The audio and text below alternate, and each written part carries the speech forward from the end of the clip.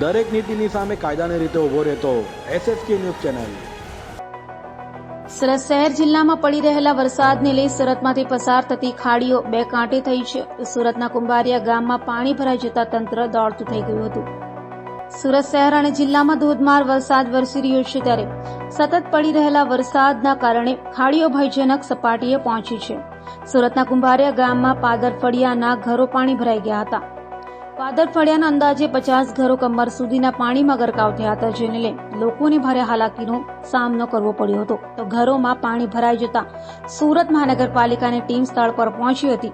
જિલ્લામાં સતત પડી રહેલા વરસાદના કારણે ખાડીનું પાણી ઓવરફ્લો થયું હોય લોકોને હાલાકીનો સામનો કરવો પડ્યો હતો।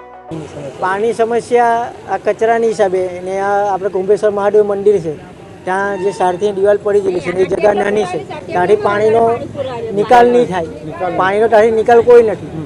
SMC વાળા આવડે કચરો આમાંથી કેટલો કાઢ્યો SMC વાળાએ, પણ પાણી એ કચરો કાઢ્યો એ લોકો, પણ જે કુંભેશ્વર મહાદેવ મંદિર છે એ સારથી દિવાલ પડી છે ત્યાંથી એ લોકો કચરો હટાવ્યો નથી। કેટલા દિવસથી પાણી ભરાયું? પાણી પર આજે 5મો દિવસ થઈ ગયો।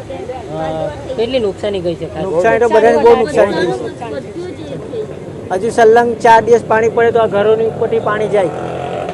દર વર્ષે આ સમસ્યા થાય? દર વર્ષે ખાસ કરીને પાલિકા તરફથી કોઈ આપણે સહાય કરવામાં? સુવિધા કઈ નથી, 3 દિવસનું પાણી છે, કોઈને જમવાનું નથી, કઈ નથી। કોર્પોરેટર બી આવીને જોઈને જતી રહ્યા, પણ કોઈને કઈ કીધું નથી। કઈ કીધું ને હમણાં જ આવીને કહ્યું।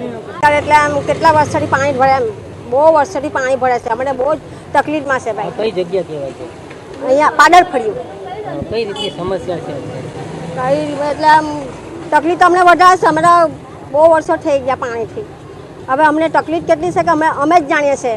અમારા રહેવાના કોઈ ઠેકાણા નહીં, ખાવાના કોઈ ઠેકાણા નહીં, અમારા પોયરા માંડા હાજા અમે કોઈના ઘરમાં થોડું રખાય છે। તે તો અમે ક્યાં ભાઈ તમે નીકળો અમે જ કહેવાનું ને, અમને કોણ રાખે છે? કોઈ નહીં। આજે કેટલા વખતથી આવું છે। પાલિકા તરફથી કોઈ સહાય કરવામાં આવી? એવું તો કઈ સહારા કઈ મળે નહીં અમ લોકોને।